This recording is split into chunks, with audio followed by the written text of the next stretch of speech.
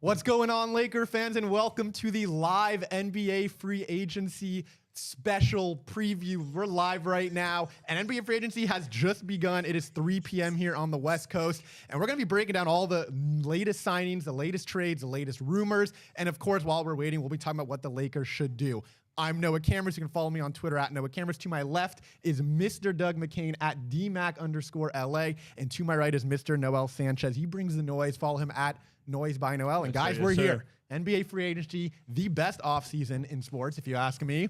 And we're just going to kind of be looking at the inside news that comes in. We'll be breaking it down as we go. But for now, let's just talk some Lakers until we get that news. So, Doug, I'm going to start with you. What are you looking for in terms of an ideal offseason for the Lakers, who they could target? I'm looking, first of all, for Rob Pelinka to cook. I mean, see what he can do early on. We'll see what deals start to emerge. But first things first, top priority, you got to bring back Austin Reeves. And we already know that it's been reported that whatever offer he gets matched, whatever deal he possibly gets, the Lakers will match it. And we know that teams are going to try to drive that price up. The Lakers have already extended the most they could, a little over $50 million. So I expect him to be back. But as far as teams out there, I'm big on Bruce Brown. I think Bruce Brown, if you bring him in, I think he could be a missing piece for this team. If you get him for the full mid-level exception, I think it makes tons of sense. Perfect scenario for me, though. You get Bruce Brown. You get Schroeder back on the biannual exception. We'll talk a little bit about Dennis Schroeder. I think he was a big boon for the Lakers. He proved that he outperformed his contract. He knows that he is not a vet minimum guy.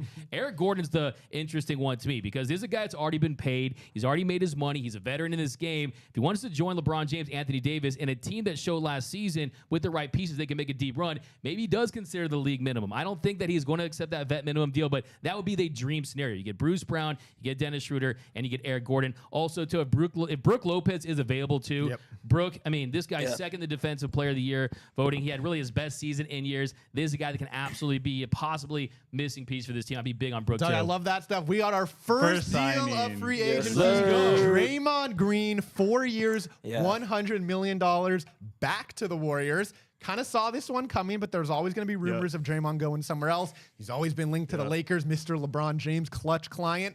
But Draymond is staying in Golden State. Jordan Poole is now out, so you got to assume he's a little happy there. Now, let's get some reactions to that move for Golden State. I mean, that's Golden State kind of making their decision there as to who they really wanted. I mean, you ship off Jordan Poole after he just got extended last season. And, I mean, just seeing the fact that they're going to try to run it back with this group, and now you have Chris Paul, who hasn't been the best for them, and who doesn't have the best relationship with Draymond in the past. I think it's going to be really interesting. He has a long playoff history against Stephen Curry, so, I mean, it's going to be crazy. Draymond is 33 years old. He's certainly not that two-way player that he was before, but he's still one of the most highest IQ players in the game. He can still bring value defensively. And the Lakers are probably going to see the Warriors again when they're in the playoffs next year, so this is something to look out for. I think that maybe the Blazers could have been in the running to get him, but ultimately you don't want to break that trio up of Steph Curry, Klay Thompson, and Draymond. Yeah, so Doug, you got Chris Paul joining Stephen Curry, Klay Thompson, Draymond Green. You know, the Suns are doing big things in the West. The Clippers are potentially getting James Harden. Where do you think this puts the Warriors in terms of the favorites in the West? I think it's a move they had to make. I think you look at Draymond Green, he's really the heartbeat of that team, and you see what he can do defensively, obstructing passing lanes, really the quarterback of that defense, guy can guard multiple positions. As far as his impact at this stage of his career, he's worth $100 million on the Warriors, but not on another team, right? I think the Warriors, there's something without Draymond Green, but I'm not sure that Draymond Green is something without the Warriors, so to speak. So I definitely think that other teams would be interested in him, but I think at this stage of his career, we know what happened last year. He punches Jordan Poole, pretty much ruins their season before it even got started. I think they're looking for one more deep run with that nucleus. Steph Curry, you bring in a Chris Paul, you say goodbye to a Bob Myers, UCLA guy that really helped pick a lot of those pieces and just set that organization up for success. But I think Draymond Green, you like it. It's a legacy move, a little bit of a work past due move there. We know how he was impacted, but definitely a guy who can still help this team even at age 33. Guys, we got our second deal from Chris Haynes. Trey Lyles signing to return to the Sacramento Kings. Don't think we have to talk about that one too much, but Trey Lyles back in Sacramento. Hey, buddy over there, look at that. Let's get 3-cam back, Mr. Producer Buddy. Oh, yeah. It's Trey Lyles back with the Kings. So Draymond Green, Trey Lyles, those are our first two signs. I want to talk about some of the rumors that we've seen today. The Lakers have obviously been linked to a lot of people, but also some just overall NBA rumors. That James Harden trade, that's a crazy one. People are thinking the Clippers, they'd keep Paul George. That's just a rumor going around right now. But that'd create a big three of James Harden, Paul George, and Kawhi Leonard. Noel, if that does happen, where do you think that puts the Clippers in terms of feared in the West? I mean, we see a bunch of these big threes, a bunch of these super teams come together these past few years, and all of them just seem to fall apart. You saw with the Brooklyn Nets. You saw when KD and Kyrie were doing all kinds of trades all over the place, KD going to the Phoenix Suns. So, I mean, obviously on paper they look really scary, but at the end of the day, the Clippers haven't proven anything ever since they put together Paul George and Kawhi Leonard. They've had crazy depth. We talk about all the time how they're kind of just gifted players. Somehow they land all kinds of really good rotational guys, and their bench always looks super deep. But at the end of the day, the question is, are these guys going to be healthy? Because Paul George and Kawhi Leonard, they haven't played a ton of games together ever since they both signed to LA. And then James Harden, too, he's had on and off seasons ever since he went down with the hamstring injury. He hasn't had that same burst that he had with the Houston Rockets. He's a lot more like a point guard now. Yeah. And we also just got two more. We got two more. Adrian Wojnarowski, his first Woj bomb of this free agency. He says Karis LeVert, new 2-year deal to stay with the Cleveland Cavaliers. So an interesting signing there to stay there. And then Shams got it first. Woj just tweeted it too. Drew Eubanks, 2-year deal with the Phoenix Suns. So the Phoenix Suns don't have a lot of money to work with right now. Oh, we got another one, Kobe White. Third one, Kobe White, $33 million with Chicago. So the deals are flying in. That Drew Eubanks one is interesting. The Suns don't have a lot of money to work with. You know, they obviously got Bradley Beal, Kevin Durant, Bruce Brown. Lakers. Lakers. We got Bruce Brown, Pacers. Taurean Prince, Lakers. Okay, we got chaos right now. We got straight chaos. Taurean Prince is finalizing a deal to sign with the Los Angeles Lakers. Doug McKean, you got some immediate reactions to that one? Well, that's really interesting. I mean, they declined that $7.4 million deal. It's not a name that you really have been heard about. And, of course, with the Minnesota Timberwolves, he's a guy definitely had a pretty nice impact. But, yeah, that's definitely one that's a little out of left field. But you're talking about a guy, double-digit scorer, rebounder. And, yeah, I mean, play with multiple teams. But, yeah, this guy can absolutely help this team. I'm actually excited about that deal because defensively, Saul, that's where this team, we know that offensively they can get their buckets. We know that there's enough in place as far as guys that can bring it at this point. But, yeah, I mean, Taurean Prince, 2 seasons with the Wolves, 8.1 points per game. Not like the stats don't blow your mind, but I think he's a guy that actually steps in right away. Yeah. I want to get your thoughts on Taurean Prince, but Kyle Kuzma, former Laker, 4 years, $102 million to stay with the Wizards. Wow. That is a bag for that's Mr. Kuzma. Kyle Kuzma. That is a lot of money for Kyle Kuzma. Half that's going to go to bad outfits. Happy for Kuzma. He just got paid to stay in Washington.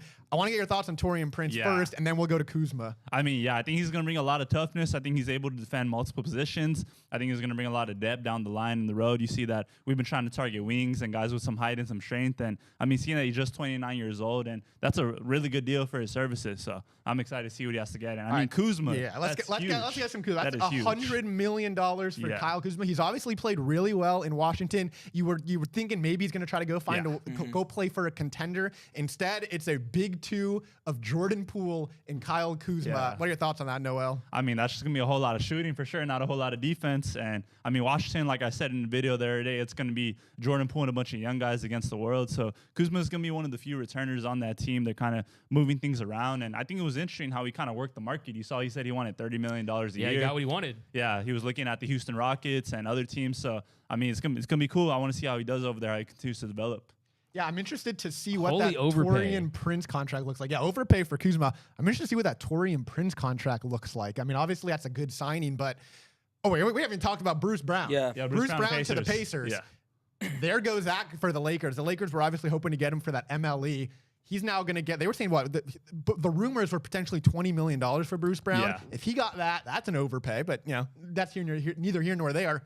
So Bruce Brown's gone. That means if the Lakers are giving Prince some of the MLE, they'll still have some left to potentially target someone like Cam Reddish that I've been linked to. I mean, Brook Lopez is still there. He might be overpriced now, but I'm interested to see what that Taurean Prince contract looks like because that's going to dictate what else the Lakers can do. But yeah, let's talk Bruce Brown. He probably, if the reports were true, he's just going to get $20 million to go play with the Pacers. I mean, you can't say no to that interesting deal for the Pacers. I mean, they're kind of in like limbo right now. With, are they going to go all in or not? They're giving 20 to Bruce Brown. Yeah, what do you think about Bruce Brown getting that bag? And obviously, it sucks for the Lakers not getting him. But I mean, what do you think about that, Noel? I mean, he's going to be teaming up with like some Miles Turner, T.J. McConnell. It's going to be really interesting. I think that he definitely could not say no to that deal. That's 100%. That's a ton of money. He had himself a really good playoff run. I mean, picked apart the Lakers. So, I mean, you can't be mad at that. Obviously, we would have loved him to come to the Lakers, and I think he would have really bolstered our bench and brought a lot of scoring, a lot of versatility. What happened? What'd you see? So random. DeAndre Jordan returning to the Denver Nuggets. Jeez. Also, That's a locker room guy right another there. one, Josh Okogie is going back to the Phoenix Suns. So they've now made 2 moves to bolster some of that depth, which obviously they need with that start big 3 and about nothing else. So Josh Okogie and Drew Eubanks going back to the Suns. As we said before, Kobe White, 3 years, $40 million with Chicago. That's an interesting deal. But yeah, wait, which one? Yeah, DeAndre Jordan. That's a weird one. But hey, he got his ring last year with Denver. Former Laker. He's running it back. So obviously, these we're flying right now. I've got some comments here. The comments are mostly just telling us what we've missed. Yeah, a lot going on. You guys are on top of it. This is crazy. Biggest surprise right now for me has to be that Kuzma 4-year 102. I mean, they're locking him in for the future. But man, that is a lot of money to pay Kyle Kuzma. Yeah, and you have to stay relevant if you're the Washington Wizards, right? And he actually does that. I mean, he's a guy over 20 points per game. He's a brand around the league, but also it's about asset retention, asset management from that standpoint. Yeah, like you said, he did a great job playing the politics during the offseason. We know that he's a guy that, to me, I don't think he's a big impact player on a championship-level team, but hey, this is the NBA. Only one team wins the title every season, and really, I'm just kind of happy to see a guy who was a late-round pick to Utah, out of Utah. The Lakers developed him, and now he's a player that's making north of a signing contract north of $100 million. That was not on my bingo card a couple years ago. I mean, so crazy. Yeah, I mean, he's a guy that a lot of Laker fans were clamoring for to return to LA. But yeah, I mean, he does what the modern player you want to see him do, right? He can shoot. Shooting is at such a premium this year, and he really put himself in a great position the way he finished last season. But yeah, the Wizards, they're largely an irrelevant franchise, especially after that trade. Kuzma, I mean, do you think he makes an all-star team one year? I don't know. I don't think so. He's a fringe, maybe a one-time all-star at best. So that's kind of where he's at. And you got to bank it on your money. You know, a lot of people were saying maybe he returns to the Lakers or even go to the Phoenix Suns on a pay cut. But if he's coming off his best season and you don't know how much better he's going to get, you got to cash in with the team that could pay you the most. That's what I see. For everyone just tuning in, obviously the big news for Laker right now is Taurean Prince. We don't know what the deal is yet, but if you're wondering who Taurean Prince is, he's a career 37.2% three-point shooter, so obviously that could help. Career 47.3% on regular field goal shooting, averages about 10 points a game in his career, averages about almost 4 rebounds, averages a steal per game. So, you know, he kind of does a little bit of everything. Yeah. He's going to help that three-point shooting for sure. He's 6'7", so definitely a nice 3-and-D wing. Obviously not a splash for the Lakers, but definitely good, solid depth. Yeah, this was a sensible move. This is what the Lakers needed. They needed an interchangeable wing, a guy that can play the 3, the guy that can play the 4. As you said, he can help them from beyond the arc. Shot 38.4% from beyond the arc on 3.5 attempts per game last 3 seasons combined. He's not going to be an All-NBA defender. He is not that, but he's long, a 7-foot wingspan. He can disrupt you in the passing lanes. But I think this makes a ton of sense for the Lakers, and I like the fact that it's not splashy. I like the fact that it's not this big brand name, because sometimes that's where they get caught up in doing in the past. So I like this as a first move, and I also think, kind of going back to Bruce Brown, that was a pipe dream. That wasn't going to happen. He had too much momentum, and you're talking about a guy who played almost 30 minutes per game for a championship team, a guy that's versatile, a guy that can defend as well. And I think it makes a lot of sense for the Pacers. That Pacers team, you pair him with Miles Turner, and they're trying to build something. They had $30 million in cap space. You had to spend it. So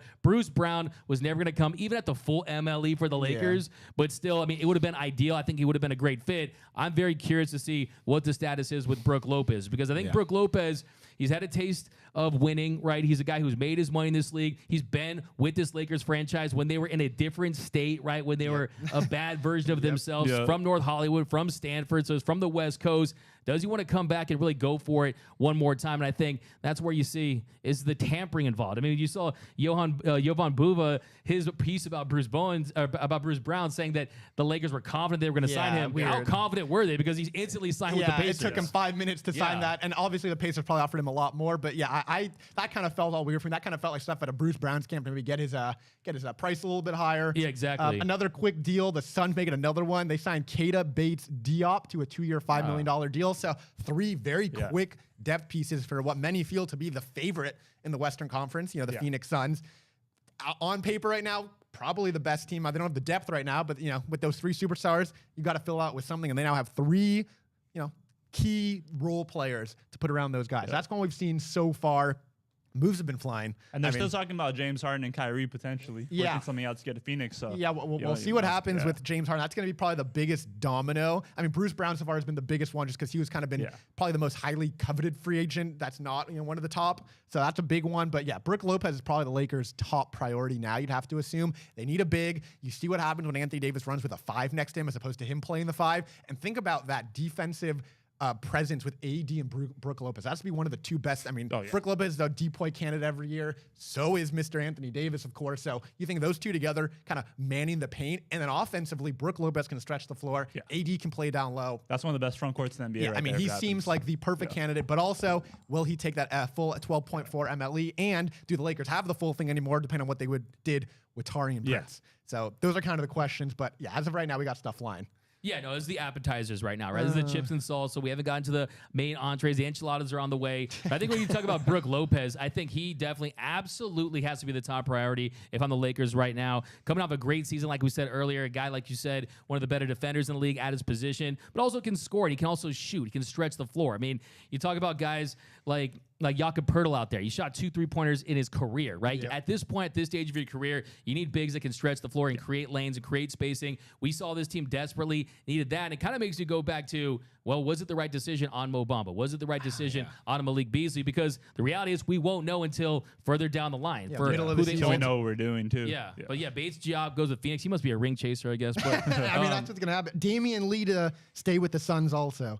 So the Suns have now signed 4 role player rotational pieces to put around Booker, KD, and Beal. I mean, this is exactly what they needed to do. Obviously, we got some ring chasers, like you said. I mean, this kind of always happens. We want them to go. This happened a lot in the past. You know, like when LeBron would create his super teams and all the ring chasers would start coming. So yeah, maybe these aren't ring chasers. These are more guys that are in their wheelhouse of who they could get. But yeah, I mean, they've already signed 4 players. Yeah, Damian Lee to the Phoenix. So that adds a little more depth to Phoenix. So, you know. Yeah, you just Phoenix is loading. Yeah, you kind of look at some of the guys. I mean, what's Dante DiVincenzo going to do? I mean, Karis LeVert, you mentioned that. He goes to a 2-year, 32 Cleveland. I felt confident he was going to return to Cleveland. Yeah. But, I mean, there's not too many names out there that are perfect for that full mid-level exception. And that's really what they were trying to go for. I mean, they wanted to maximize that spot, and that's why they made the decisions they did on Mo Bamba, on Malik Beasley. And, yeah, is that going to be the right move at the end of the day? You talk about Cam Reddish. Cam Reddish is a guy. Yeah, that's a big one I want to talk about, too. Let's talk about Cam Reddish. Might as well dive into that. I mean, for his career, 10.3 points per game, under 40% shooting, 32.2% from beyond the arc.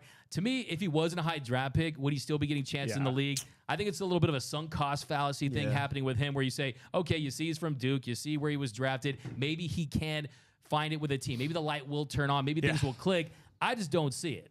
The reports, however, we're saying potential vet minimum for Cam Reddish. If it's a vet minimum, that's a no-brainer in my opinion. I mean, to just take the chance on Cam Reddish, he's still young. You know, the potential's always going to be there as a potential 3-and-D guy. I mean, 6'7", 23 years old, like that. Yeah. If on a vet minimum, you really. I mean, that's like a no-brainer. I mean, that's. I got news for you. The Lakers are interested in every single free agent on the vet minimum. Okay, of course. If you're out there and you're a free agent, the Lakers will sign you to a vet minimum. So, and especially if you're a brand name that has potential, that has the upside that you mentioned, and yes, the measurables are there with Cam Reddish. And yeah, I mean, you saw what Hachimura was able to do working alongside this Lakers training staff and this development staff. They wouldn't sign a guy if they didn't think the upside and potential was there. And look, I mean, to me, he does feel almost like a Wish.com version of Paul George at best. Best. He's been compared a lot to him. Yeah. What is the signal for Troy Brown, too? I mean, that's another thing. What can he do that Troy Brown count? That's my question. But what can Brown do for you? Is Troy Brown going to? I mean, Troy Brown, he was, like we talked about on the other show, he had his moments, you know, all the, what's going on? Guys, Prince, 1 year, $4.5 million. Okay. There we go. So is that the biannual? No, it's just according to Woj, it's just 4.5. Oh, it's 4.5. Yeah, 4.5. That's the biannual. So the Lakers use the biannual on Tari and Prince. Interesting. So we still have the So they MLE. still have the MLE, which could go up to 12.4 million, which means they could potentially sign a Brook Lopez caliber player. But yeah, so that's kind of they had 2 big chips. One of them was MLE. One of them was the BAE. Yeah. And that now goes to Mr. Taurean Prince. And now what does this mean for Dennis Schroeder? Yeah, so now Dennis Schroeder is at what? Now they're hoping on a vet minimum. He's not going to take the vet minimum again. So that could potentially price him out. One question I want to talk about while we're kind of waiting for more news to drop. First of all, we got some comments in the stream. Craig Osterberg said Prince joins the king. Prince joins LeBron like that. I like that one. And then Matt Levine is actually on top of it. He said if the Lakers gave Prince the biannual exception, it's a win. They did. So there you go for that. I want to talk D'Angelo Russell. The reports were coming out, potential 2-year, $40 million deal to return to the Lakers, potential second-year non-guaranteed.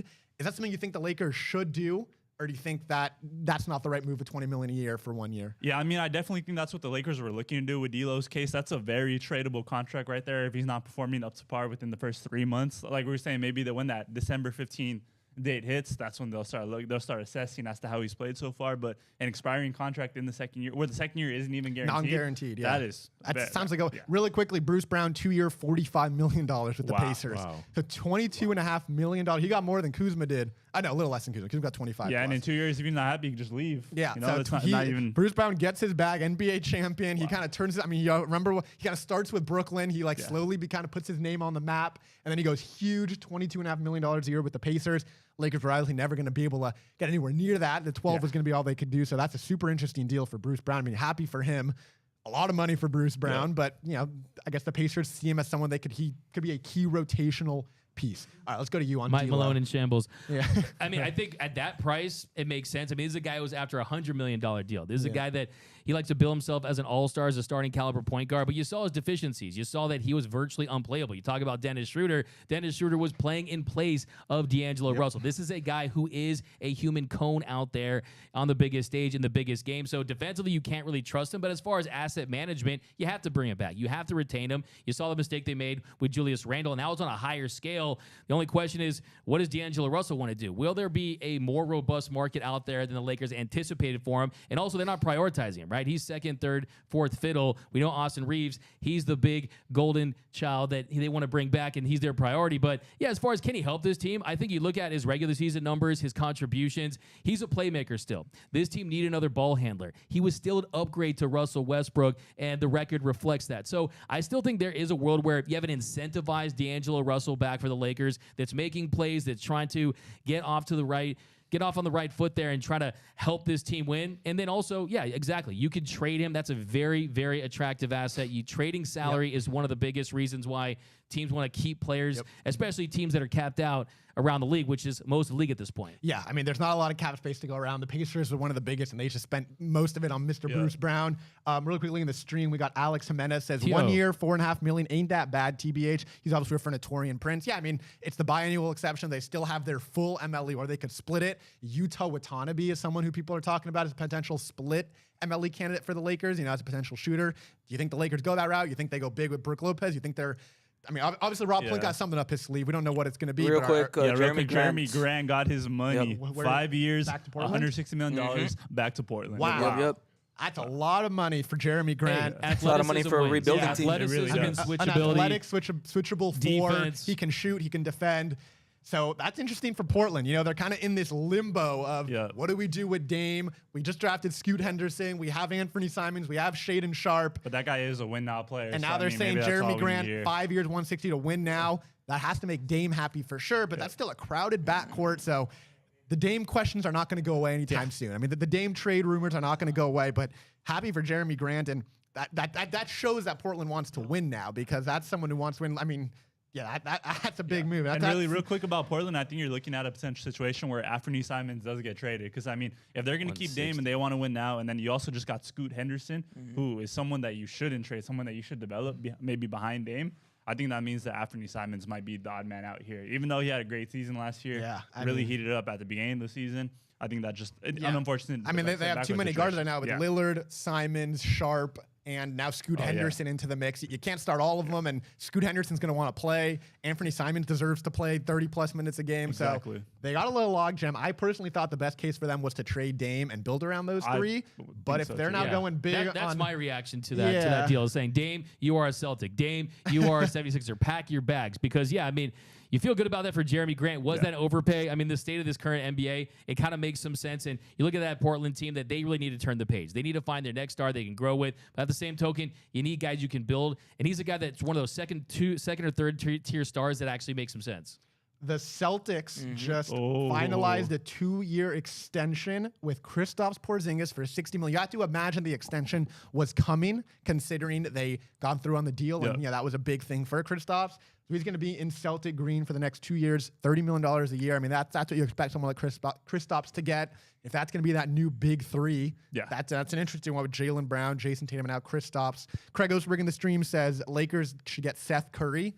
Yeah, he's been someone linked to the Lakers forever. That MLE could be used for someone like Seth Curry. That's good value, by the way, on that Porzingis Great value. deal. Yeah, 2 on years. the Porzingis 2 years, yeah. $60 million. I mean, Austin's doing it, man. Kind of gouge his health history in that time. And they also they didn't trade that much to get him in the first place. So to trade him, get that 2-year deal, $60 million. Boston is loading up. Phoenix is obviously loading up. The Clippers potentially could be loading up. There's a lot going on. And the Lakers right now, they got Taurean Prince. You know, you got LeBron, you got AD, you got the rookies, Max Christie, and Taurean Prince. Now, we do want to talk a little Austin Reeves. The report is that they're going to offer him that 4-year 52. The assumption is going to get more than that. But we asked this on the last show. I want to have you, Doug. Is there any price for Troy Brown to the Minnesota Timberwolves. Whoa! Taurean Prince, Troy Brown Jr. swap.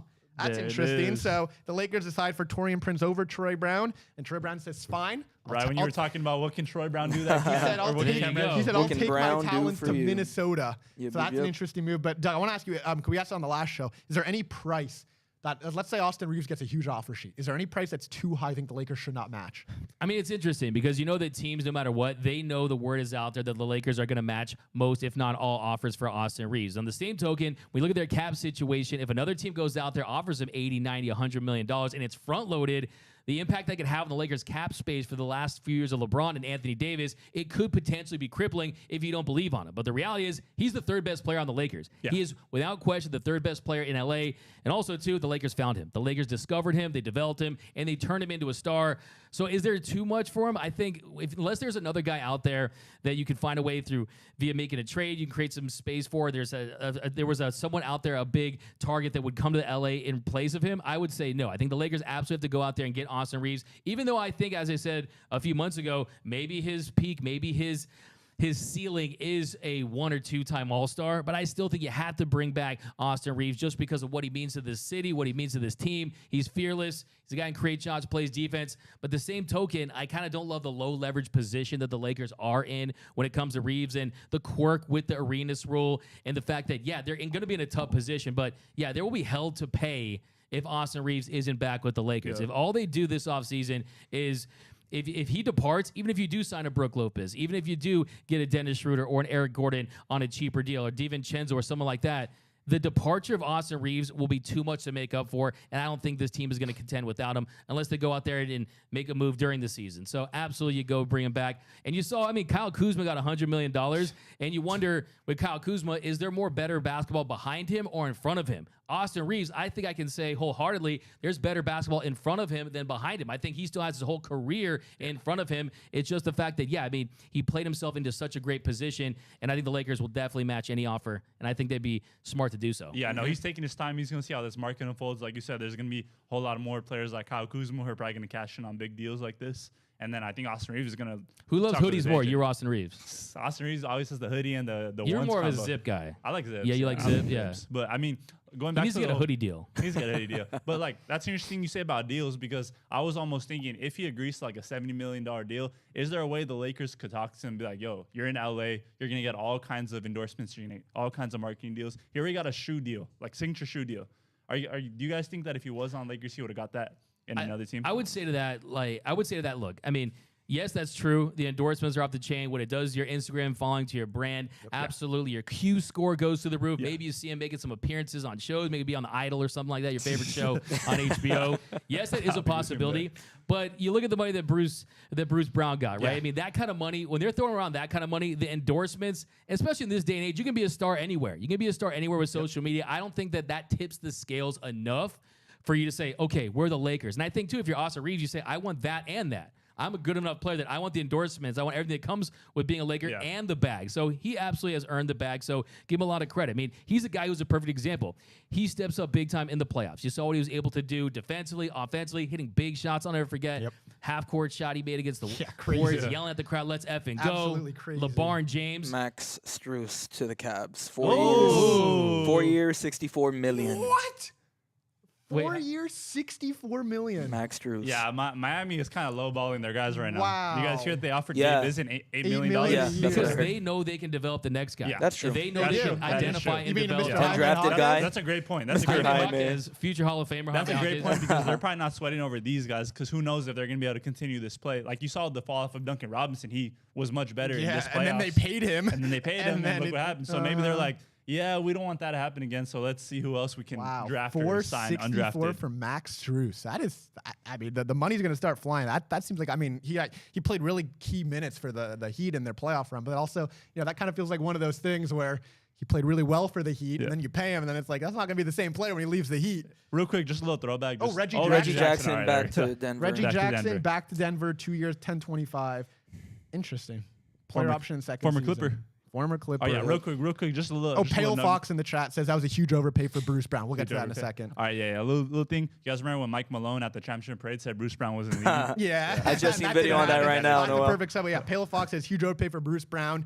We were talking about it a little bit earlier. Definitely a lot of money. The Lakers obviously couldn't offer that even if they wanted to. Yeah. Even if the Lakers have that cap space, I would not want them to offer that money to Bruce Brown. I mean, he's a great role player. He's not a star level type player. I mean, he could be a role player on a championship team, but that Pacers is not going to be a championship team in the next 2 years. So it's an interesting move for Indiana, but yeah, it's an overpay. I want to just get your thoughts. I know we talked about it a little bit, but the Lakers, now that we know where Troy Brown Jr. went, the Lakers basically just decided to go Taurean Prince over Troy Brown Jr. I think that's the right move. I think that's a smart move for them. I think that's interesting. An interesting move. I think it's a smart move. I think Troy Brown obviously is versatile too. We saw him he was streaky at times from beyond the arc, but I think with Taurean Prince, you're going to get a more consistent shooter. Like I said, defensively, he's not a top-tier defender, but I think it's the versatility, and I think that he's just a step ahead of Troy Brown as far as where he's at in his career as far as the development. So, yeah, I'm definitely okay with that. It was clear as far as Ham's rotations late, too. Yeah, he fell Sometimes Troy Brown, I mean, he fell out of the rotation completely. I mean, he would go days without playing. So, yeah, I think that I'm totally fine with that. I think that's actually a really nice move. I like that move, Taurean Prince. The more you kind of think about it, the more you think about how he fits in with this team. Some interesting. Rui Hachimura has thrown out the first pitch for the Laker game, to Dodger game on July 8th. That Oh. should Kinda tell you interesting. something. That's a bad leverage play by I him. mean, it's kind of weird. I mean, is he still going to be with the Lakers by then? Is he going to be somewhere else? I mean, are we going to know? So Maybe July. have a little handshake deal on the table. You never know. Maybe he accepted only because he knew he was going to be back with the Lakers. I don't know. But that's kind of an interesting thing. Let's talk Rui a little bit. We talked about our last show. We can ask you the same question. The same one with Austin Reeves. Do you think there's a price that's too high for Rui? Because obviously he doesn't have the same, I would say, impact that Austin Reeves has had just in terms of how much the fans want him back, how much he did in the postseason. So is there a price that kind of Rui can get overmatched? I mean, I think he's a little different because he's a true restricted free agent, right? I mean, if you look at his market value, he's anywhere from 12 to 19 million, probably on the high $18 million range. You're probably talking about something in close to 34 million, something in that range. So I think when you look at his upside, his potential, I think the Lakers definitely want to bring him back. I think his flashes last year were almost, as far as a game-to-game basis, some of his flashes, especially early in that Memphis series, were almost on par with Austin Reeves' flashes. I mean, if you want to be quite frank with him, I mean, he was fantastic, some of his performances. So, yeah, is there a value, a dollar amount that's too high that the Lakers shouldn't consider exceeding? I would say probably no if it's something north of 40 million, but I think that the market out there isn't going to be an extreme overpay for a Rui Hachimura. Also, too, I think he likes the fit here. You saw the work he's done with Phil Handy. I think he's a great fit in LA. I think the beginning of the way it started where, he came out, a lot of people were saying, okay, this is underwhelming. This is a guy who was a relative bust considering he was a top 10 pick out of Gonzaga for the Wizards. But I think he came in and really kind of changed things, and I think his career can go to a whole other gear. So I absolutely expect the Lakers to, especially resign now that he's throwing out the first pitch for the Dodgers. In a week from now. Yeah, there's definitely nothing. And also defensively, I mean, I like what I see from Rui Hachimura. I think that he's the guy that's going to help this team be a core piece. And also, too, look what Rob Pelinka said. You wanted some continuity. You want to bring guys back from that team that was one of the best teams after the deadline. And I think the upside, the potential is most certainly there. And there's just not a lot of great options out there to replace him for that dollar amount. At some point, when you're the incumbent team and you have some of these advantages in retaining some of your talent, you have to take full advantage of that. And I think they're going to do that with Rui. Yeah, two quick things. One, Nickel Alexander-Walker, 2-year deal with Minnesota. Interesting. I'm not. Shay's cousin. Yeah. Oh, is it? Shay's Yeah. cousin, right? I didn't know that. Yeah. Oh, interesting. All right, well. Okay. Now he's in Minnesota. So I'm pretty sure cousin. Let me fact check that. another thing, we got a little rumor from Jake Yeah, Fisher yeah. at Yahoo Sports. He said being told a key option for the Lakers with their MLE is veteran guard Eric Gordon. There we go. Thoughts on Eric Gordon potentially being with the Lakers with that MLE? I mean, it's an interesting fit. Yeah, I but don't he's know. kind of I wanted veteran minimum for Eric Gordon. Yeah, I mean, that's a especially at this lot. I point in mean, his he's kind of career. only a scorer at this point, and the Lakers have their score, especially if Austin Reeves come back. I mean, they have their scorers. Eric Gordon kind of just feels like an extra scoring punch, which is always helpful. But also, this team needs more than just a scoring punch. What do you think, Doug? At that price, like if they're adamant on bringing back Austin Reeves or D'Angelo Russell, I don't think it makes a ton of sense. Like I said, if you're at the $4.5 million biannual exception, I think you go for it. Veteran minimum, that's a no-brainer. But your full MLE, I mean, yeah, this is a guy that can provide shooting. Defensively, sometimes it can be a turnstile, but last year, shot over 37% from 3, 12.4 points per game in 69 appearances with the Rockets and the Clippers. So absolutely, he can provide a scoring punch. And he's a veteran that kind of would indicate to me that, okay, they're going to try to crack open this championship window as far as they can and put a piece alongside a LeBron James and Anthony Davis. And from a spacing standpoint, man, I mean, when Russ was with the Rockets, I watched the Rockets a ton, and he provides spacing that you don't see with normal three-point shooters, where he'll set up like 3-4 feet beyond the arc, and you have to account for him. So those big bomb threes. So he's also a gamer, too. He's kind of got that dog in him, right, late in games. He's not afraid to take the big shot. So at the full MLE, though, that to me says, okay, I need defense on this team. You can't win unless you're a top 10 defensive team. You need those guys. And Taurean Prince, he's not a guy that's a plus defender. He's a serviceable defender. He's not a plus defender. So I think that if you're going to zig with that with Taurean Prince, I'd rather see them go with a Brook Lopez if he's available. Only question is he available at that price? So, the way the market is emerging right now, it seems like it's a little more of a players market right now as far as guys getting deals that we've seen so far. So, yeah, I mean, these teams, they're not really getting players at a great bargain price. So if Eric Gordon's the only guy that's available out of a list of, if you're choosing between him and Brook Lopez, maybe that's not the option right now. And that tells me that's probably not. Yeah. Really quickly, Javon Carter, 3 years, $20 million to the Bulls. And they've now signed him for $320 and Kobe White for $340. So they're throwing out money to back up point guards. I mean, with Lonzo being out for the year, maybe not won't play basketball. Don't sign with the curse of the Bulls is real. Yeah. Looking at it, Rose. Look what happened to Lonzo Ball. I mean, that Jay Williams, man. Yeah, shout out to Jay Williams. I mean, they have 2 point guards, giving him a decent amount of money. So the Eric Gordon is the big Laker rumor right now. One interesting name I also want to bring up, I saw that he's hitting free agency too, is Jackson Hayes. Oh, yeah. He's a really interesting athletic big out of Texas, former lottery pick. I think that he could be, potentially, we're going to see what his market is looking like. And also the Suns just signed someone else. Suns again. He went to USC. Chimezie Metu. Oh, Chimezie Metu. I know him well. Yeah, number 4 USC. Yeah, so that's the Suns again. You know your USC players, huh? You're a big USC fan, yeah. Let's get to the comments a little bit. Keep your friends closer, enemies closer. We got Pale Fox says pass on Gordon, so he's not interested in the Eric Gordon. Salvatore Capriato, I think I got that name right, says Lakers need to get 3 and D guys. Then he said Lakers need shooters. Period. Is it still possible to get Kuzma and Buddy Hield? Well, Kyle Kuzma signed a big $402 million deal, so he's gone. Crazy sign and trade that we don't know about. So him no. Buddy Hield, technically that trade is still an option. It doesn't seem like it's going to happen at this point. If that was going to happen, it would happen. It would happen already. It would happen on draft night. So that one doesn't seem as likely. And then we got Pale Fox says gave Grant $30+ million a year. Portland wants to stay in the lottery post Dame. So taking a little shot at Portland and Jeremy Grant there. Matt Levine says Metu's a nice pickup from Phoenix. So those are some of the comments. Yeah, I mean, that's definitely, Phoenix, again, they're just building around that big three with solid role players, which is exactly what they needed to do. I want to go to you on Eric Gordon a little bit. You think that's an interesting move for the Lakers? You think that's kind of just unnecessary if they're going to bring back Austin Reeves? Yeah, MLE, that, like I said, that is way too much. I think at this point in his career, Eric Gordon, he has a ton of experience on him, but he also has a ton of mileage on his legs. He's getting older. He's getting a little slower. He can't really get to the rim like he used to. He's really just going to be a spot-up shooter and someone that is able to kind of see the court really well. So, I mean, if you're bringing back D'Lo, you're bringing back Austin Reeves, we're going to see what's going to happen with Schroeder. I mean, I don't think that a 34-year-old, 33-year-old Eric Gordon is worth that much money. I mean, vet minimum would be the move, but I think if you're going to go all out, you should just go all out and try to bring in Brook Lopez. We need a center, we need defense, and we need like a big man that could. But they might be priced out of that though. That's my concern. No, I agree. I think Brook Lopez is going to garner more money. He's coming off a season where he shot a career high from 3. He blocked the most shots he ever has in the season, so his value is pretty high. All right, I have an interesting name I want to bring up. There was a rumors that Dylan Brooks was going to meet with 5 teams, including the Lakers. I guess that'd be the MLE. You know, Dylan Brooks, we obviously saw all the stuff that happened at the end of that playoff run with the Grizzlies. He ended up being more of a distraction than help, could not shoot in the postseason, has his moments. I think that's, what do you think that is? I think that's really, that's just kind of a weird report. You think the Lakers are interested in bringing Dylan Brooks aboard? I think they'll take a meeting with him. I mean, he's still, at the end of the day, he still brings defense. He brings a lot of intensity. I'm not sure what it would be like with LeBron James, but like Alex was saying, we've seen crazier things. Like, did we ever think we were going to see Pat Bev, Russell Westbrook on the same team? Yeah, exactly. I mean, my question is, are the Lakers aware? Do the Lakers know this? Because I just don't believe it. I mean, look, at the same token, to your point, though, I think you bring up a great point about Patrick Beverley. Look at Ron Artest. Look at Matt Barnes. All these villains end up becoming Lakers at one point. And Dylan Brooks is a guy at the right price. He could actually help a team. Defensively, brings a little bit of an edge.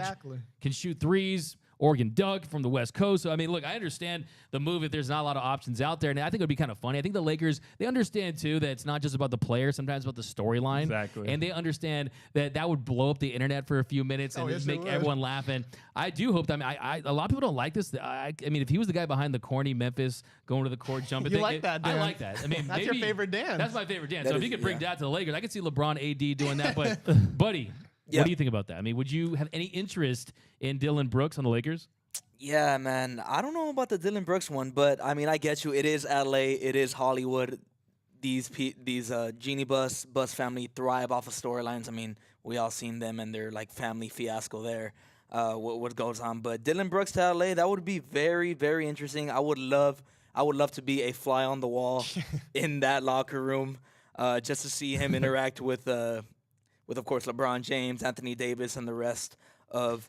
Yeah, maybe LA if LeBron Lakers gives his soul back, maybe it'd be a good play. Because Dylan Brooks was Dylan Bricks in that series. And we don't want that version of Dylan Brooks, but he's motivated. Yeah. You know what version of Dylan Brooks I would want? In 2021 in the first round against the Utah Jazz, he averaged 25.8 points, 4 rebounds, 2 assists, and on shooting splits of 52%, 40%, and 81%. That's the Dylan Brooks I would want, but obviously, that is a stretch right there. And also, too, we know that once they come to the Lakers, their shooting percentages drop. But that's the Brooks I would want. Guys, I got another name I want to bring up. Kyrie Irving, reportedly meeting with the Lakers today. They don't have much to give, but reportedly going to do it. Actually, I want to go to the comments really quickly. Craig Osterbrook says, bring Stanley Johnson back. He was a good defender, but he couldn't really shoot. Phoenix right now. Yeah, he's probably going to go join this Phoenix team. Pale Fox says Gordon only at vet minimum. Yeah, I mean, if they can get him at a vet min, 1,000% that's move. And then Hector Ramirez says, how you guys feel about Austin's new contract? So he doesn't have a new one yet. I'm guessing you're saying a potential one. We've talked about it a little bit. The Lakers are probably going to match anything for Austin Reeves. They kind of have to at this point. But yeah, if you're going to get up to like that 4 years, $92 million, it's going to hurt a little bit. I mean, it's just going to be like, it's going to feel like a lot of money. But also, at this point, the Lakers have to bring back Austin Reeves no matter what. I want to get to Kyrie Irving. Yes.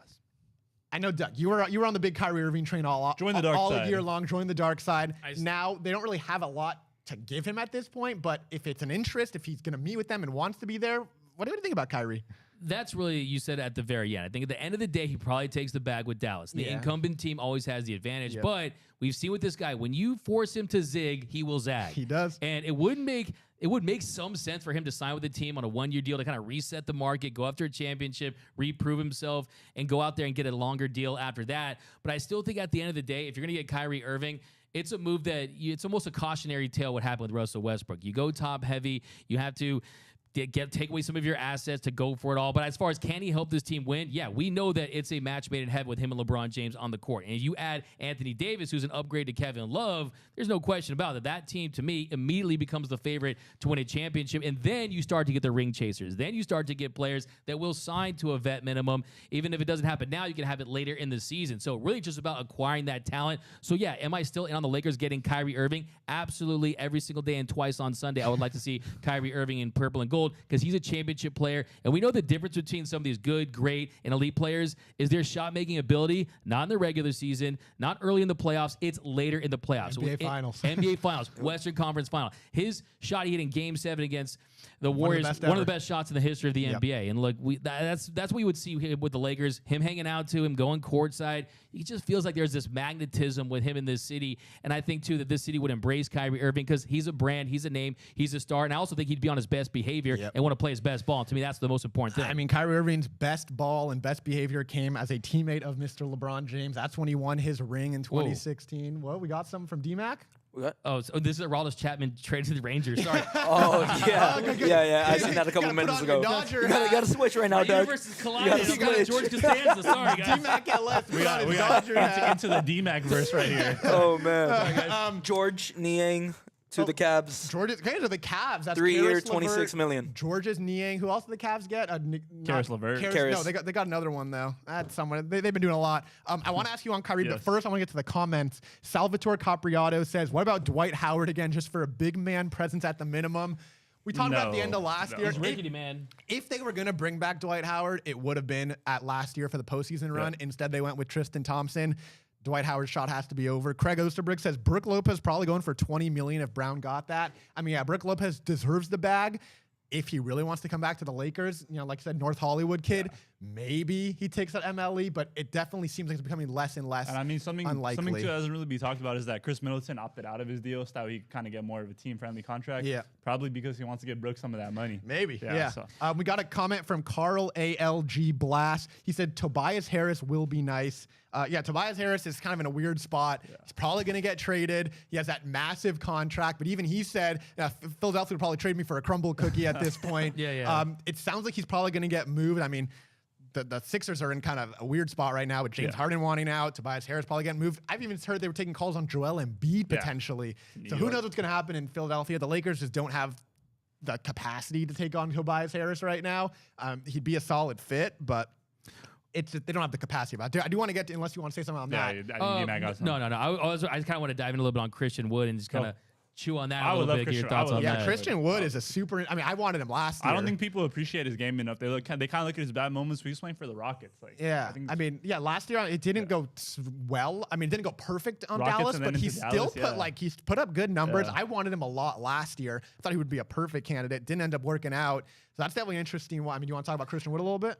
Like I said, I mean, he's got the hair you like too. I know that ups his 2K rating when you're liking that type of hair too. Yeah, I don't know. I think that's D-Max. You might be right. You might be right. But yeah, I mean, he's a guy.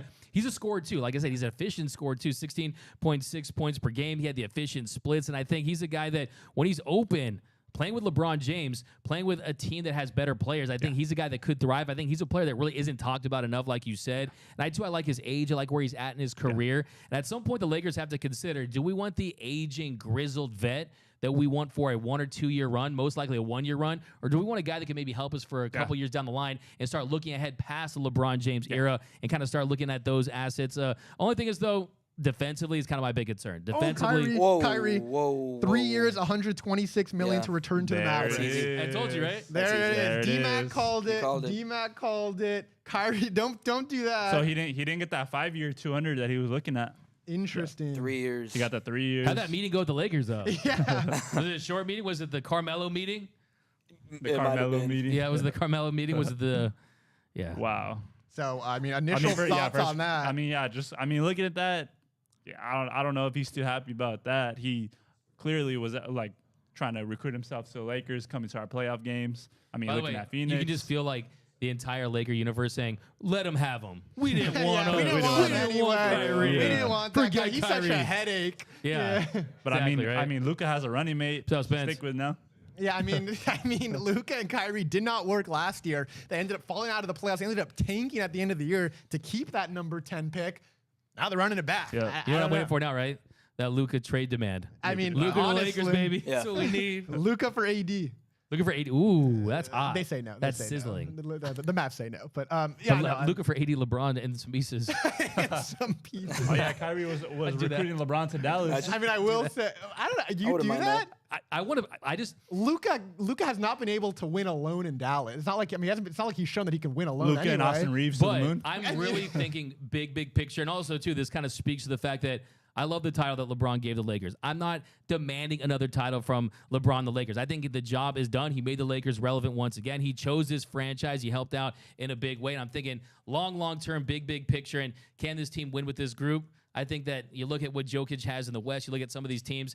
It's going to be tough sledding. But, yeah, I mean, I think you can go for it, but I also think you could entice me for the right package and saying, hey, this is an organization where it's only about championships. Only. Not even about championship appearances. More than any other franchise in all of sports other than the Yankees. The Lakers and the Yankees are the only two franchises that are truly championship or bust. People want to say the Dodgers are championship or bust. No, they're not. Mm-hmm. Okay, the Celtics, no, they're not. It's the Lakers and the Yankees. So, yeah, I would definitely say if you could get me a player of that magnitude that's young like that, I definitely would. But we all know that there's going to be a Luka Doncic statue out in Dallas, so it's going to happen. So Kyrie, 3 years, 126 with a player option, I assume, in year 3. Also, while we want your thoughts in the comments. I mean, what do you think about this Kyrie deal? Obviously not going to the Lakers anymore. What do you think this means with Luka? I mean, they weren't able to work last year. They're just going to run it back. And, I mean, you saw Luka getting frustrated at the end of last year. I mean, he was not having it in Dallas, and now they're running it back. I mean, they have to run it back. I mean, they couldn't let Kyrie walk for nothing, but I don't know. To me, that seems like it's not going to work because we already saw it not work unless they find like a perfect piece that I guess wasn't Christian Wood. I don't know. What do you think about? Yeah, they drafted Derek Lively in this most recent draft, but I mean, yeah, bringing back Kyrie, it's not a ton to be hopeful for. They traded a lot of their depth, a lot of their shooting, just to be able to land him in the first place. And we all thought they were going to be this offensive duo that was kind of going to take over the league and sneak into playoffs, maybe still a round or two, but they just weren't even able to reach that. They weren't able to play much defense. We all know the two of them are mainly offensively dominating the ball. So, I mean, I think it's more so Kyrie trying to get his bag and give himself an option down the road to leave because he wanted that $200 million deal. He wanted to reach into that range right there, but looks like either Dallas didn't want to give it to him or he just wanted to settle for that. Yeah, so Kyrie Irving off the board. That's the biggest first domino to really fall in this free agency. And I think, too, I mean, there's about as good of a chance as Noah signing a two-way deal with the Lakers than there is that Kyrie Irving is going to finish out that contract with the Dallas Noah got a Mavericks. nice lefty. I do. Yeah, that's true. That's true. Hey, no, he has a chance. He's a fantastic player. There's actually a better chance of that how about that, than Kyrie finishing his career with the Dallas Mavericks or finishing out this 3-year contract. Real quick, we got a vet off the market, Random. Joe Ingles. Oh, we got okay. So Joe Ingles to the Magic, Ozzy. Chris Middleton, 3 years, $102 million to stay with Milwaukee. There you go. So he declines his $40 million player option and then gets $40 million a year, or not less than $40 million, gets $34 million a year to stay in Milwaukee. So he goes less money, but a longer term deal. So 3 years for Chris Middleton. They're obviously just going to be running it back in Milwaukee, except for, I guess, not Joe Ingles, who's now. Wait, how much did they give Middleton? 102. 102. I'm sorry, over 102. 34 a He year. clears space for That Brook. deal is worse than his hairline. I mean, geez. I mean, Why are you talking about his hairline? I love Chris Middleton. I'm a big Chris Middleton I mean, like you stan. said, people, Obviously. you have My to, boy you have, Drew. you have to NBA overpay champion. your players to keep them. Yeah, no, that's a good deal. Chris Middleton and Giannis, I mean, they already won a title together. You got to keep that together with your boy Drew Holiday. But yeah, I mean, obviously, he wasn't going to get that money anywhere else, I don't think. Yeah. So he takes less money, more years. Chris Middleton stays. That's another big domino that's falling back to back. And how does this affect Brook Lopez, too? You always have to Now, factor that's that the in. big Yeah. thing. So now Yeah. Brook Lopez, where's This that show is money going to staying come live from? until Brook Lopez signs somewhere. Yeah, we're Ideally with the not Lakers. sleeping until Brook Lopez. I is a hope you Laker. packed a lunch out there. That Middleton Yeah. deal could get ugly And a if he dinner. does not And a stay dinner, healthy, but- for sure. I mean, that's an overpay. Yeah, I mean, that's yeah, buddy, you got any thoughts on anything we've been talking about? No, yeah, just I mean, just on the Middleton one. I mean, he just wasn't able to stay healthy all of last year. He missed a significant part of the 2022 playoffs as well because of injuries. And this one could be ugly. What you see? Noah? Total. Oh, yeah. Jacob Jaco Pearl, 4 years, $80 million to stay stay with the with the Raptors. Raptors. Not bad. Who, I feel like no one knows what the Raptors are doing. $80 million. Like last year they were struggling, and then they traded for Pirtle, which kind of felt weird. They have all these assets. I mean, is Anunoby going to get traded? Yeah, that's an overpay just to Oh hold my! on to him. Cam Johnson, 4 Oh. years, $108 million to stay with with the Brooklyn. Nets. Wow. Did they think that was McCall Bridges? Good one. Thanks, man. Did he get paid just for like those 3 games that he went off? Bro, he got paid for just being He a got part paid of the for dunking trade. on Joel Embiid in the playoffs. Wow. That's insane. 4,108 for Cam Johnson. I would have loved Cam Johnson too, but Yeah, but not for for like that the price. MLE. Yeah, no, not for definitely 4. not. I mean, so clearly the Nets are. I mean, but you look at this is the number you're looking at. I mean, you're talking about a guy 37% from 3 on 6.2 attempts per game. I mean, that is the premium, the size there. So yeah, you're starting to see guys get paid on some of those attributes, but yeah, that's definitely a head scratcher too. But I kind of want to go back to Christian Wood though. I mean, like I said, Yeah, the Lakers. yeah. I mean, you're talking about Eric Gordon right there. I would absolutely. You could split the MLE at this point. That's kind of what I'm looking at with Bruce Brown off the board. I'm splitting that MLE. that means no Brook Lopez. If you could get Brook Lopez, I'm just in denial about So, that being yeah, a so you're possibility. saying Brook that is kind still of a- is the big white whale. Yeah, I would take that's like that. a pipe dream at this point. I would take that. And I think that it is a possibility. I think the fact that his age is where it is, maybe you don't see teams go long term. And centers just in general, they're almost low-key kind of running backs to the NFL at some point where they feel like is the market really got that going to be that strong for him. But I think the thing what Brook Lopez has going for him is he can shoot, is he can defend. But also, too, you kind of got to look like you got to look at more additions. And you kind of spread the wealth because clearly the Lakers have some interest in Eric Gordon. Yes, he is going to shoot 40-foot threes, and the Lakers are down in games at times and be frustrating. But the fact that they want that veteran, you have to understand that this whole organization, you make that move for Taurean Prince, you go a little younger from that standpoint. But Eric Gordon, you kind of get the older guy, and then Christian Wood, you kind of get the younger guy, kind of balances out. So I would be in favor of possibly splitting that with those two players if you can't go out there and get a Brook Lopez. So yeah. Really quickly, we got a question in this chat. If you guys have any question, then you want to talk about, put them in. But this is from John Katzman. He said, "Is Prince is Prince insurance in case they can't sign Rui, or a role player on this team with or without Rui. He's a role player no matter what. I mean, obviously, I think at this point they're kind of assuming Rui's coming back. I feel like, I mean, they have the restricted. He's restricted. They can match anything. So I don't think they have any plans to not retain Rui. But Prince is just going to be a really good depth value piece role player. He can shoot the three. He can defend. He's long, 6'7", big wingspan. Facts. So either way, they wanted Torian Prince, but I think they have no. I think in their mind, Austin Reeves and Rui Hachimura are like still Lakers. You know, like in my mind, like they know these guys are coming back unless they fall into some crazy potential other deal. But I mean, that's just my thoughts. Yeah, no, I mean, you could put that one on Sharpie, right? I Yeah. mean, they're going to be back in LA. I'm very confident in that. Me too. I think for them, the Lakers realized that, hey, they needed more wings. They needed more interchangeable players, and he's a guy that made a lot of sense. And he's not that big and flashy, and I definitely would have preferred a better defender. Yeah. But still, there's just not that many options as when you look at a premium position like that. But I think one thing I want to run it by you guys is kind of going back, because we really haven't talked very much about a Mo Bamba, about a Malik Beasley, because I think one of the big subplots in all of this is, we got a deal? No, you're good. Okay. You're good. Lakers, of course, they had the full level mid exception, right? And the reason was because they waived Mo Bamba, that non-guaranteed $10.3 million deal. They declined the team option on Malik Beasley for $16.5 million. And there's a big difference there between the non-guaranteed, that's the most important thing. You still have the bird rights on Malik Beasley, but not on Mo Bamba. So they could offer the biannual exception, and we already seen they've already burned that. So that's going to be gone. And yeah, just because if you waive both those guys does not mean they're not going to be back. So I think that those guys you could be looking at, okay, that's a retained $27 million in contract assets that you could have possibly flipped. So to me, that tells me it's an indication that they already have their guys. They have their plan A, B, and C, and they have that fallback guy already. While you guys are here, if this is your first time at the channel, make sure you like the video. Make sure you subscribe to the channel. We're going to be here all off season long. We're going to be doing these videos, rumors. We're not done yet. I just want to make sure while you guys are here, if this is your first time watching us, we're going to be here all off season long. This is Doug McCain. If you don't know him, I'm Noah Cameron. This is Noel Sanchez. We're going to be here, so make sure you subscribe. We're not done yet, but I just want to give you that little plug because we have a lot of fun here. We want you guys in the stream. We love when you guys are commenting. We love answering your questions. So make sure that you're hitting that subscribe button, hitting the like button, hitting the notification bell. Every time we'll live, you're going to know. Sir. Let's keep going, though, because there's still lots to talk. We're going to be done soon, but we're not done yet. We're finishing up. You were talking. I don't even know what you were talking about. I was just kind of looking back. I mean, Mo Bamba obviously doesn't. He was basically played out of the rotation. Darvin Ham had no interest in playing him. And we know that one of the big needs this offseason is a legitimate, viable backup for Anthony Davis. We know that he doesn't want to get banged up. You need to free him up. That's why, and of course, to play next to him at the 5 too. Exactly. He likes that. That is how you optimize him. He doesn't want to play that position. We understand that. But yeah, I think those two guys, I mean, when they made the move for Malik Beasley, it felt like, okay, you're going to retain him because he shoots threes and he makes threes. He wasn't on the floor, right? He didn't play. So that's like really one of the big subplots in this too. But yeah, I just want to see, what I want to see right now is I want a tweet that says the Lakers are finalizing a deal with Brook Lopez, right? I mean, that's what you want to see. That's the dream. I mean, that's the dream. We're not getting it right now. The That's dream definitely is the journey. dream. Jerry Reynoso in the stream, he says Lakers missing out on a lot of players. I mean, yeah, that's what happens in free agency. Things go fast, and they were saying deals are probably already made leading up to the 3 p.m. deadline. Then they just start getting announced. So a lot going on. But yeah, so interesting. Is there a big man? I know you talked about Jackson Hayes. Maybe he's the one. Is there a big man on the market that you're looking that's not Brook Lopez that wouldn't cost a fortune? Because the Lakers right now need 2 bigs. They need probably a starting 5 next to AD, and they need a backup next to behind that guy. And I don't think it's going to be Tristan Thompson. Yeah, I mean, like you said, Brook Lopez would definitely be the dream. He brings a lot of what we need. But Jackson Hayes, I think, is interesting. I think that he's been on the Pelicans ever since he started, and the Pelicans haven't really been able to improve a whole lot. You saw they got that haul for AD, and then parted ways with Lonzo.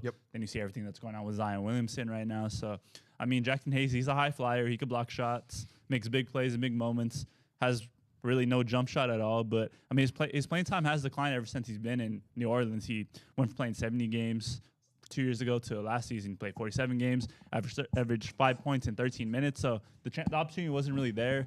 Obviously, we got Mr. Producer Cody over here. Cody in the Yes, team. sir. Really quickly, got a few comments. People are starting to flood the comments over here. We got Matt Levine said Mason Plumlee, if not Lopez. I was just about to say Mason Plumlee. That's an interesting one. I got another interesting one that I want to get to after the comments. But CNR Moose said Pirtle went from $9 million to $20 million. Yeah, huge boost for Mr. Jakob Pirtle to stay in Toronto. Joe Torrey says, does splitting the mid-level exception make it easier to make a deal at the trade deadline for matching contracts? No, I mean, it depends. I mean, it'll be a smaller contract, but in NBA, you kind of need the bigger contracts because you're kind of usually making bigger deals, which is why the Malik Beasley one was somewhat enticing. Yeah. If that's It's complicated. It's nuanced. I mean, it depends on what the other team is after. If they want Yeah. a player that they actually want the player, are they trying to basically get some money that's going to go off the books? Yeah, and I that mean, definitely is you look at, most like- case scenarios. Yeah. That's a lot of the reason why, especially for the Lakers or team dealing. I mean, you look at the Joe Harris deal today. That's a $19 million contract that Yeah. goes to Detroit with a couple second-round picks. That is, I mean, $19 million is a lot more money than what a split MLE is going to look like. Drew Pau Gasol says, in RP, we believe. That's Mr. Rob Pelinka. Yeah, I mean, I think he earned a lot of Lakers fans' trust at this past year's trade deadline when he made those moves. Obviously, they didn't win a title. Yeah. But I think he earned a lot of that trust. Gary A in the stream says, DMAC in the hizzy. This is DMAC_LA. You can follow him on Twitter. Pale Fox gave us a little Kyrie Irving Was update. good. Yeah, we already talked some Kyrie. So an interesting thing I want to talk about. Mason Plumlee obviously was on the Clippers last year. I saw some rumors that they were potentially wanting to keep him, and Heard that that means too. on the block Ivica Zubac. That's a former Laker draft pick. Any potential steam and a potential Zubac back to LA will have to be a trade. Will the Clippers even want to do that? Probably not. They got him for dimes on the dollar for Mike Muscala. Yeah. But I mean, Ivica Zubac is a solid big man, and he'd honestly probably pair well. Yeah. Any thoughts on Ivica? I mean, it would be dope to have him back. I'm just not sure if, like you said, the Clippers want to do business. I'm not sure if Zubac would want to come back to the Lakers. Yeah, Like, after they got him out for nothing. Yeah, he really wasn't too happy after we traded him away, and then he's made like some snarky comments ever since. But you never know. A name I think is interesting for off the bench, not necessarily a starter, would be Kevin Love. Yeah. I think Kevin Love, he's looking at both Phoenix and LA right now. A new father, Kevin Love. Yeah, there you go. And then, I mean, he still has provided shooting at this point in his career. He has the touchdown passes. He's a good rebounder. He has winning history with LeBron, plenty of it. So I think that's an interesting name off the bench. Yeah, no, Kevin Love, I mean, he given a lot of credit for going to Miami, buying in, really changed that locker room's dynamic. And yeah, he's a guy close to 10 points per game, close to 40% shooting from three. I just questioned, one, his health, and two, doesn't have a lot of versatility. Of course, you can't really play him at the 5 effectively. You saw there were certain stretches in Miami where he was not even in there in critical games. He would start games, wouldn't finish games. His minutes would be spotty at times. I think if they're going to sign a guy, you want to go younger, and a guy that's true to his role. I think Plumlee was the name I was going to talk about.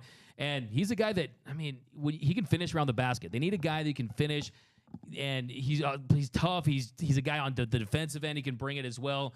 And, yeah, I think he's ready for a bigger role with a team like the Lakers. So that would make some sense, but it's going to be tough. They don't get Brook Lopez, they're going to be reeling a little bit. And I just don't think it's going to happen. I mean, right now, yeah, he's definitely seems like the best case scenario realistically. And we got CNR Moose in the stream said, no way we get Lopez for MLE. Wood or Plumlee prob best hope for a big. Yeah, I mean, that's has to be, I mean, it's definitely a possibility that he's not going to take the MLE, but also, you never know. I mean, if he really wants to come back to LA. It's his last payday, though. Yeah, I mean, that is true. This is probably going to be his last big payday. So if he's trying to cap out at over $20 million a year, he could. Pale Fox said Kevin Love on a minimum only. So, I think I agree with that. I mean, you're not paying Kevin Love the MLE, that's for sure. But a minimum, it's interesting. Yeah, Craig Osterberg says Christian Wood. Did you already talk about him yet, or did you have more to say? Expand. Yeah, I mean, Christian Wood is, I mean, he's someone, I wanted him last year. He ends up going to Dallas. He puts up solid numbers. He's a 20 and 10 guy almost. Double. He can shoot the 3. I mean, he seems like a really nice fit. The only thing he isn't is a solid defensive big, and he's not going to be like that big guy in the paint next to AD, but he stretches the floor. And also, too, that could be a reason why you would want him, because he's playing with AD. AD can clean things up. He can be the enforcer on defense, and you take advantage of what he can do offensively. Yeah, I mean, you put a lineup with, LeBron, Austin Reeves, a point guard, or maybe Rui Hachimura if you're going big, and then AD and Christian Wood. I mean, you got something? Yeah, we got a Western Conference signing right here. Mr. Trey Jones agreed to a 2-year, $20 million deal with the San Antonio Spurs. Nice, so staying in San Antonio. They're former Duke legend. Yeah, right they're there. retaining their assets. We're going to have a little boy Trey Cody Jones over and there. Victor Wembanyama pick and roll maybe. We're here to talk about any signing that comes through, whether it's big or not. But yeah, I mean, do you have any thoughts on Christian Wood potentially coming to the Lakers? I mean, I would love Christian Wood. I think that he was heavily underutilized by the Dallas Mavericks last season. He didn't have the best relationship with their head coach, so I think that was something really to take into account there. But he can shoot, he can post up, he has a pretty good mid-range for a big man, and I think him playing the 2-man offensive game with Anthony Davis, that could be really something special right there. Well, here's a question for you guys. I mean, who would you take between, let's say they were posed with the option of going with Christian Wood or Eric Gordon with the MLE, and both those players could get that. I think that the asking price for them is still a little high at that price. I still think when you were talking about possibly getting the Bruce Browns and you were talking about getting the Brook Lopez and ending up with those two guys, then you would be a little disappointed. But still, I think Christian Wood's a guy, I mean, you take a flyer on a guy who's 27, scoring over 16 a game offensively. I think defensively, he still has room to grow. Eric Gordon, he is what he is, right? He is what he is. It's not about upside. You're just hoping that he can do what he did for multiple franchises with this team. I think I'd lean towards ideally splitting that MLE, but I think right now it's very interesting to see what could those guys really get, because we're kind of later after the 3 o'clock mark here Pacific time. Those guys haven't signed. We know that they're probably deep into negotiations. Yeah. And they've seen what other guys, the market has been set for other guys. And right now the theme is overpay. Guys getting the bag. You're not seeing great value for teams. I think the Porzingis deal is pretty good value-wise. Torian Prince, good deal. I mean, these teams are looking at shaving off years, and they're willing to spend money if you can get less years. And that's kind of what we've seen. A few questions in the stream for any of us. Would you rather have this from Matt Levine? Would you rather have just Lopez or Schroeder and Plumlee/Wood potentially splitting the MLE? You want to take a quick one on that? Just Lopez or Schroeder and a big? Brook Lopez is the best player of the bunch, right? Yeah, so if you can get far. Brook Lopez, you can figure it out later, right? And this is a franchise that's been shown, they've been proven that, hey, you can get guys on lesser deals, even if it's during the season, that can fill roles and fill voids and develop talent, too. You can develop talent, too. They still have talent. The cupboard's not bare, right? So I would absolutely go with the Brook Lopez route. I think this team, with the talent that they have at the top, and you're going to bring back Reeves, you're going to bring back Rui Hachimura, there's still enough depth there where you don't necessarily have to split that dollar into 4 quarters, right? Yep. I think I'd rather take the dollar than the 4 quarters. Yeah, I'm with you on Brook Lopez. He just seems like such a perfect fit on this team, defensively, offensively, getting that big. He likes Los Angeles, and I'm like salivating over a front court of AD and Lopez, both offensively and defensively. I mean, there's just so much to do. Really quickly, I want to get to you on that, but Pale Fox says Wood can't play D at all, so AD has to play center all the time. Seems bad. And also, you have to play D to get along with coaches. I mean, it's not the best fit. It's not the ideal fit. But it's a good fit. But you look at the net benefits at the end of the day and the reality that, there's just not a lot of options out there that's the thing. at that price. I mean, the Lakers, they're going to, let's just say they retain Austin Reeves, they retain Rui Hachimura. After that, it's like, now what? I mean, you have Tari and Prince there. We got a Don Mega. What? D-Mac does Laker coverage? D-Mac does everything. There's nothing that D-Mac doesn't Sparks. do. He'll do Sparks it all. channel's coming. I don't know if they heard, but he's the king of LA. The king of Los Angeles. Hey, there's only one king. It's LeBron James. Really quickly, if you guys are here for the first time, make sure you subscribe to this channel. We're going to be doing this stuff all off-season long, talking news, rumors, doing some fun videos too. So make sure you're subscribed. Drop your comments down below. Yeah, comments on all the let's ask some questions. Big favorite signings so far. Top realistic free agent target for the Lakers. Any potential trade target for the Lakers? I mean, trades are still a thing in this NBA world. So drop all those in the comments. We're going to read all your comments while we keep talking here. We're going to be on for a little bit longer because we're having fun talking Lakers free agency. It is finally here, the best offseason in sports. Yeah.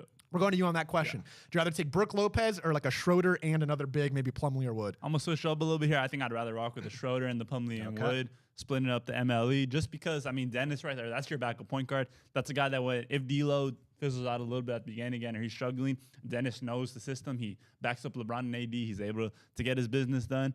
And then you have Mason Plumlee and Christian Wood as your big man starting and off the bench. I think that's great. I think that's a really good pairing for the two of them. I think that Christian Wood, you guys can just switch on defense with him and AD. I think that's a really good pairing. He's able to shoot. And Mason Plumlee is an experienced big as well in this league. So I think I'd rock with that option right there. Got a question from Craig Osterberg. Would Spurs signing Trey Jones take them out of Reeves sweepstakes? Doesn't take them out. I mean, at the end of the day, the Lakers are going to match anything that goes Austin Reeves' way. The only problem is he might get a little pricey depending on what a team might want to offer, and the Lakers are going to match it. So it doesn't really matter who's in the sweepstakes for Austin Reeves. The Lakers are going to bring him back. But, we have to hope that it kind of stays maybe at most in the $80 million range. Because once you get into the 90s, it gets a little, that's a lot of money for someone who's had good years, but he's not like a superstar. Yeah, and also too, I think any type of Western Conference team, especially the Spurs, the Lakers and the Spurs, they've been the class of the Western Conference for the last 2 decades. Yeah. Any deal, any offer they make for Austin Reeves is going to include some gamesmanship, and they know the word is out in agent circles, in front office circles, that they are going to bring back Austin Reeves under no circumstance will he leave the Lakers. But one thing I will say too, going back to Mo Bamba, you're talking about splitting the MLE, right? You could also split the MLB, other gig. Okay. He got so many gigs. We're all just chatting. King of Los Angeles. The MLE, you could split that MLE with Wood, with Wood and Bamba, right? I agree. And you get defensive center and an offensive big too. Yeah. So that's another way to look at it too, because I think Eric Gordon, they need shooting. We know that. We also know that Austin Reeves, he can shoot. They know there's some guys on the team that can fill it up. I think Rui Hachimura is going to improve his three-point shooting this summer. I think they can find a way to develop that, and that's when you look to make a move during the season possibly too. But if your only option out there right now, as far as adding premium shooting is Eric Gordon. I'm not so sure I love that. That's like you're going to Toys R Us on Christmas Eve. There's not a lot of great toys. There's like a broken Mr. Potato Head. That's it, right? I mean, there's not a lot of great options out there. You don't do him like that. I'm not doing. I love Eric Gordon, Indiana. Yeah. Remember the rumor? There was a rumor that he was the kid in Space Jam. Do you guys ever hear that rumor? That was a Whenever I false tell rumor. D-Mac Eric he doesn't Gordon. do something like that. He's like, I love him. Yeah, he's like, I love that guy. That guy. Really No, quickly. but anyways, back. If this is your first, if it's your first time watching us, make sure you subscribe to this channel. We're going to be doing these Lakers shows all off season long. This is the king of Los Angeles. Yes, He's the rumor sir. king. D-Mac, he knows how to give you what you want to hear. So make sure you're subscribed to this channel for rumors, Lakers news. We'll do some fun stuff too. We're going to keep talking Lakers because there's a lot going on in free agency right now. Over $1 billion has already been spent in 1 hour. You wanted to say something. Yeah. Real quick about that Mo Bamba thing. I think it's interesting because just minutes before he was waived yesterday, he was at their facility working out with the new rookies. He was putting in work. They were getting shots up. So, I mean, I wouldn't be surprised if I like how still Noel always talking picks to up him. those crumbs. Always. You pick up those crumbs. I Always. appreciate and I respect that about Bro, you. always. Hey, you guys go follow me. I know it's by Noel. I make videos about this kind of stuff all Shameless the plug. time. Yeah, Follow- a special shout out to our host. I mean, Yeah. if you want a Lakers expert, I know a guy, Mr. Noah Cameras, And a Dodgers killing it with expert. hosting And duties. a Dodgers expert. You Gotta follow wear him on two Twitter hats. at Gotta wear Noah two Cameras. hats. If you guys are coming to the stream right now, we want your answers to all these questions. Who's your ideal, realistic Lakers free agent target? Drop that if you have any questions. If you have any takes, we're reading all the comments. Jonathan Castillo said Kyrie stayed, Dallas 2-year deal with one of these emojis. Yeah, it's a bummer, but he said re-sign Russell and Austin, stay with Lakers. This why I think I messed it up a little bit, but he wants to re-sign D'Lo and Austin Reeves. Yeah, the D'Lo rumor is 2 years, $40 million, non-guaranteed second year. That seems like a win in my opinion, especially because there's not a lot of other options and you can't spend that money elsewhere. So if you're going to retain your asset, you may as well retain your asset. Think about, I mean, again, the dream scenario is Brook Lopez. So you get him, you re-sign D'Lo, Austin, Rui. That's a solid squad in my opinion. That's a solid squad. Yeah, no, I think one of the big holes, one of the big questions heading into this offseason was we've learned from our mistakes as far as not having enough versatile wings, not having a lot of size on this team. Now you have 3 legit wings. You have guys who can play, rotation players in Rui, Vando, and Prince. And I think that's an upgraded Troy Brown. I love that move. I think value-wise, it makes a ton of sense. So I think you check that first box off, and then you kind of go big game hunting for what's left out there. But yeah, any prediction